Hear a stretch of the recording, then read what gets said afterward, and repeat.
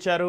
Iran navy నౌకలను సర్వనాశనం చేస్తామని Trump హెచ్చరించారు. ఇప్పటికే 158 ఇరాన్ నేవీ నౌకలు సముద్రంలో మునిగిపోయాయని, ఇరాన్ నుంచి వచ్చే ఏ నౌకలను అనుమతించేది లేదని స్పష్టం చేశారు.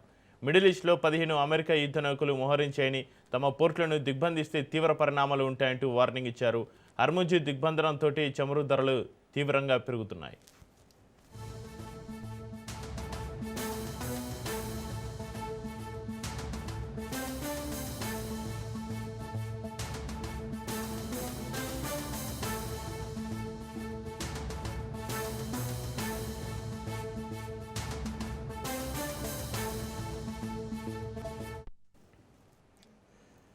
ఇరాన్కి అమెరికా అధ్యక్షుడు ట్రంప్ మరోసారి వార్నింగ్ ఇచ్చారు. ఇరాన్ నేవీ నౌకలను సర్వనాశనం చేస్తామని ట్రంప్ హెచ్చరించారు. ఇప్పటికే 158 ఇరాన్ నేవీ నౌకలు సముద్రంలో మునిగిపోయాయని, ఇరాన్ నుంచి వచ్చే ఏ నౌకలను అనుమతించేది లేదని స్పష్టం చేశారు.